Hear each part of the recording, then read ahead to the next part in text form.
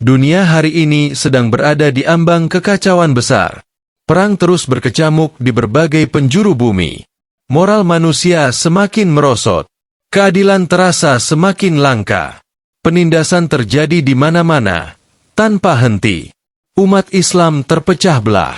Sebagian hidup dalam ketakutan, sebagian lagi hidup dalam keterasingan. Di tengah kondisi seperti ini, banyak yang bertanya, apakah ini pertanda akhir zaman? Dan satu pertanyaan yang paling sering muncul adalah, sudahkah Imam Mahdi lahir ke dunia ini? Siapakah sebenarnya Imam Mahdi? Namanya sering disebut dalam ceramah-ceramah akhir zaman. Namun banyak juga yang belum benar-benar mengenalnya. Imam Mahdi bukan nabi. Dia juga bukan malaikat atau makhluk gaib. Tapi dia adalah seorang manusia biasa yang Allah pilih untuk misi luar biasa. Dia adalah keturunan Nabi Muhammad, dari garis keturunan Fatimah Az-Zahra, putri Rasulullah. Nama lengkapnya akan menyerupai nama Rasulullah, Muhammad bin Abdullah. Dia akan menjadi pemimpin umat Islam di akhir zaman. Bukan pemimpin biasa, tapi pemimpin yang adil dan diridai Allah. Dalam hadis-hadis yang syahih, Nabi Muhammad SAW menyampaikan ciri-ciri Imam Mahdi. Dari segi fisik, dia memiliki dahi yang lebar dan hidung yang mancung. Wajahnya bersinar, penuh wibawa. Dia bukan sosok yang mencari kekuasaan. Bahkan, dalam satu riwayat disebutkan bahwa dia akan dipaksa untuk menerima baiat. Bukan dia yang meminta diangkat, tapi umat Islam yang memintanya. Dia akan dibaiat di antara Hajar Aswad dan makam Ibrahim di Makkah. Saat itu dunia sedang berada dalam kekacauan besar. Akan terjadi perpecahan, kekacauan politik, dan fitnah di mana-mana. Lalu, muncullah Imam Mahdi sebagai penyelamat umat. Imam Mahdi bukan hanya pemimpin spiritual, tapi juga pemimpin militer dan politik. Dia akan memimpin peperangan melawan kezaliman global. Dia akan menaklukkan banyak wilayah. Dalam hadis disebutkan bahwa keadilan akan tersebar luas di masa kepemimpinannya. Bumi yang sebelumnya dipenuhi kezaliman akan diisi dengan keadilan. Harta melimpah, kemiskinan menghilang. Tak ada yang membutuhkan bantuan, karena semuanya cukup. Lalu, kapan Imam Mahdi muncul? Pertanyaan ini telah menggema sejak berabad-abad lalu. Namun Rasulullah tidak menyebutkan waktu pastinya. Yang beliau sampaikan adalah tanda-tanda menjelang kemunculannya. Beberapa tanda itu kini mulai tampak. Yang pertama, kerusakan moral besar-besaran. Kita melihatnya setiap hari. Anak durhaka pada orang tua. Perzinahan dianggap biasa.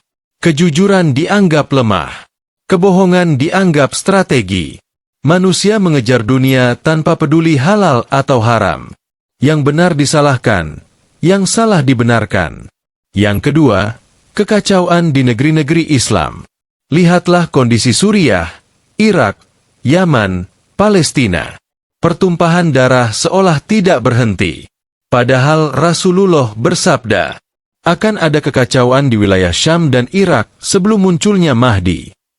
Dan kita sudah menyaksikan itu terjadi. Yang ketiga, banyaknya pemimpin yang zalim dan tidak amanah. Pemimpin yang tidak membela rakyat. Pemimpin yang hanya mementingkan kekuasaan. Yang menjual kebenaran demi keuntungan pribadi. Rasulullah menyebut zaman sebelum kemunculan Mahdi sebagai zaman fitnah.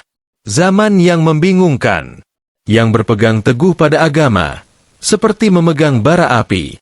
Zaman di mana hati manusia diuji dengan sangat berat. Yang keempat, banyaknya aliran sesat dan penyesatan informasi agama. Orang yang tidak punya ilmu mengaku sebagai ulama. Bahkan, ada yang mengaku sebagai nabi. Padahal Rasulullah adalah penutup para nabi. Semua ini adalah bagian dari tanda zaman yang merusak iman.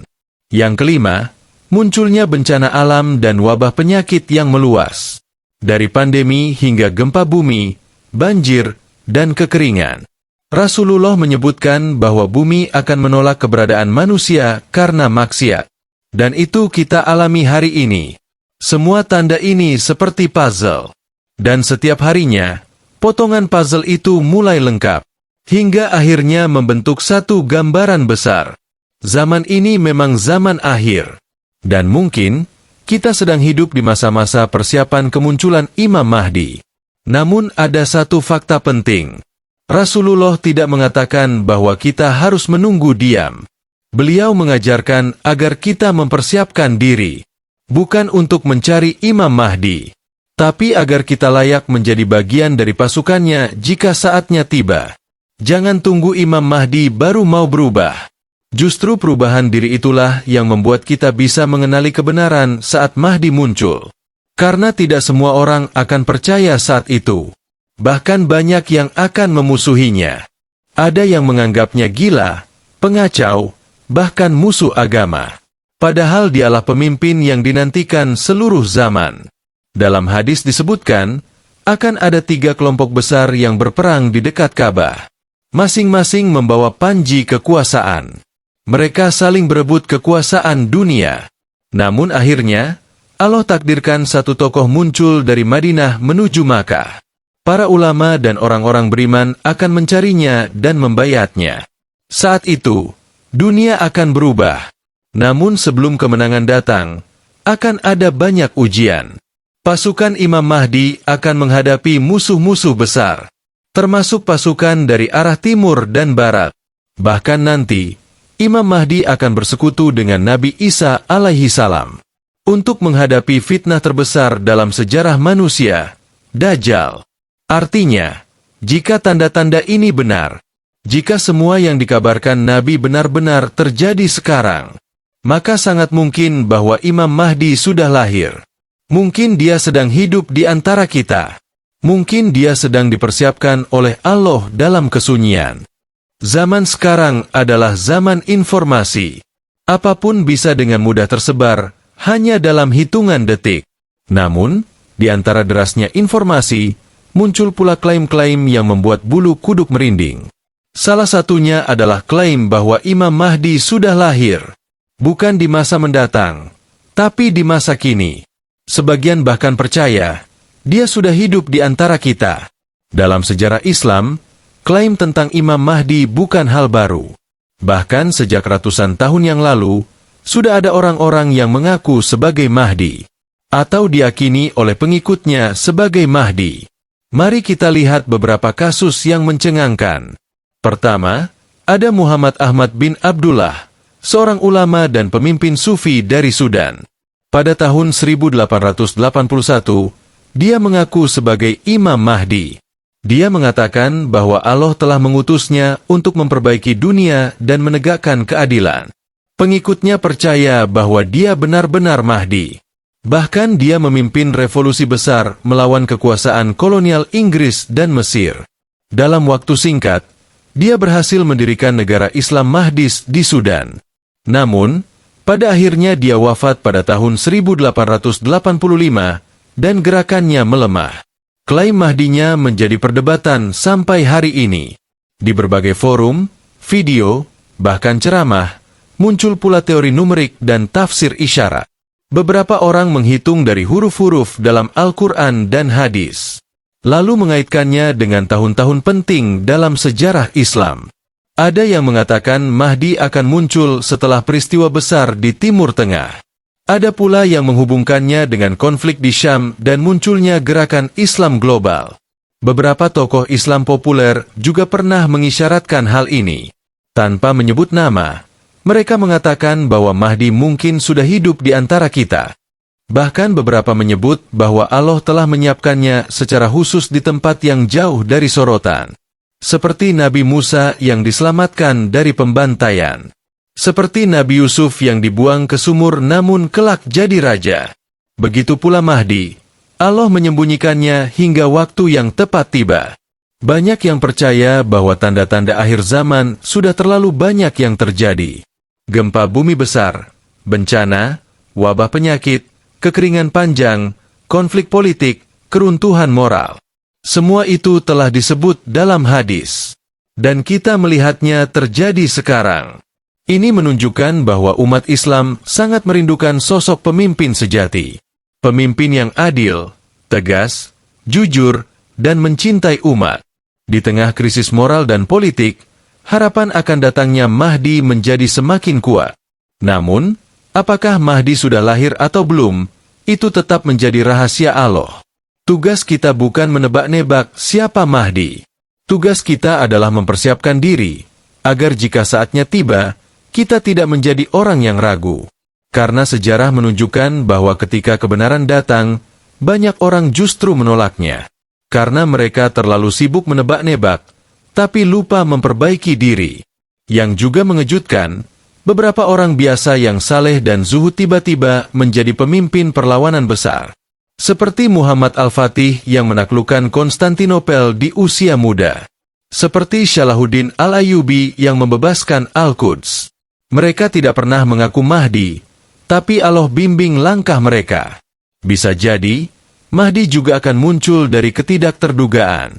Dari kampung terpencil, dari negara yang tak disangka, dari keluarga yang sederhana. Allah tidak butuh popularitas seseorang untuk menjadikannya pemimpin besar. Yang Allah butuh adalah hati yang bersih dan iman yang kuat. Jika Mahdi sudah lahir, lalu kapan dia akan muncul? Itu adalah bagian dari ketetapan ilahi. Tak seorang pun bisa mempercepat atau menunda takdirnya. Yang bisa kita lakukan hanyalah menyiapkan hati. Jangan sampai Mahdi muncul, namun kita termasuk orang yang memusuhinya. Jangan sampai kita menganggapnya gila, radikal, atau pembuat kerusakan. Padahal dialah yang diutus Allah untuk memperbaiki dunia.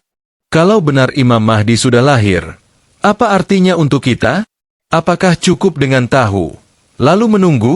Atau justru harus ada persiapan besar yang kita lakukan? Karena jika Imam Mahdi benar-benar sudah ada di dunia ini, maka waktu kemunculannya semakin dekat. Dan ketika saat itu datang, dunia tidak akan pernah sama lagi. Yang pertama dan paling penting adalah perbaiki iman dan amal kita. Imam Mahdi bukan penyelamat bagi orang-orang yang malas ibadah. Dia tidak datang untuk membela yang lemah akidah. Dia adalah pemimpin bagi orang-orang yang siap secara iman dan amal. Maka mulailah sekarang juga. Bangun tahajud meski hanya 2 rakaat. Biasakan zikir pagi sore. Kuatkan hati dengan tilawah Al-Quran setiap hari. Karena pasukan Mahdi bukan sekadar kuat fisik, tapi kuat ruhani. Kemudian belajar ilmu agama dari sumber yang benar. Akhir zaman adalah masa penuh fitnah dan kebingungan. Yang benar bisa terlihat salah, dan yang sesat terlihat menarik. Orang yang tidak punya ilmu akan mudah terjebak dalam tipuan Dajjal dan para pendusta. Maka perbanyak duduk di majelis ilmu. Berguru kepada ulama yang lurus akidahnya. Buka kembali tafsir Al-Quran dan hadis Nabi. Karena ketika Mahdi muncul, hanya orang-orang berilmu yang mampu mengenalinya. Lalu jauhi dosa-dosa besar. Jangan tunda taubat. Karena kita tidak tahu kapan Mahdi muncul, dan kapan ajal datang. Hentikan maksiat kecil yang sering diremehkan. Tinggalkan riba, zina, ghibah, kebohongan, dan kemalasan. Karena siapa yang hidup dalam maksiat, akan tak sanggup ikut barisan Mahdi yang suci dan tegas. Yang paling penting jangan terlalu terobsesi mencari-cari Imam Mahdi, tapi fokuslah memantaskan diri. Jangan tergoda oleh orang-orang yang mengaku Mahdi di media sosial atau kelompok tertentu. Sebagian dari mereka mungkin hanya haus pengikut. Sebagian lagi bisa jadi menyesatkan. Ingat, Imam Mahdi tidak akan tampil melalui promosi, panggung, atau video viral. Dia akan tampil saat Allah perintahkan. Dan dia akan diangkat oleh para ulama dan orang-orang saleh, bukan oleh likes dan views. Kemudian bangun uhuwah Islamiyah, bersatu dan saling menguatkan. Salah satu syarat kemenangan Imam Mahdi adalah kesatuan umat Islam. Namun hari ini kita masih saling menyalahkan, saling membenci hanya karena perbedaan kecil. Kalau umat Islam ingin dipimpin Imam Mahdi, maka harus belajar bersatu dari sekarang. Mulailah dari lingkungan terdekat, saling mendoakan, saling menasihati dalam kebaikan. Dan jangan mudah membenci hanya karena beda pendapat. Lalu, siapkan mental untuk menghadapi ujian besar. Kemunculan Imam Mahdi bukan langsung membawa kenyamanan. Justru akan dimulai dengan peperangan besar. Akan ada darah, penderitaan, dan ketakutan. Itulah ujian untuk membedakan mana yang benar-benar beriman dan mana yang hanya ikut-ikutan. Akan ada malhamah kubra, perang besar akhir zaman. Mahdi akan menghadapi musuh dari barat, dari timur, dan dari dalam umat Islam sendiri. Kita harus punya keteguhan hati untuk tetap di barisan Mahdi meski dunia menentangnya. Banyaklah berdoa agar termasuk dalam barisan Imam Mahdi. Karena Rasulullah pernah bersabda, "Berbahagialah orang yang beriman kepadaku dan melihatku. Dan lebih berbahagia lagi orang yang beriman kepadaku meski tidak pernah melihatku." Begitu pula dengan Imam Mahdi. Kita mungkin belum melihatnya.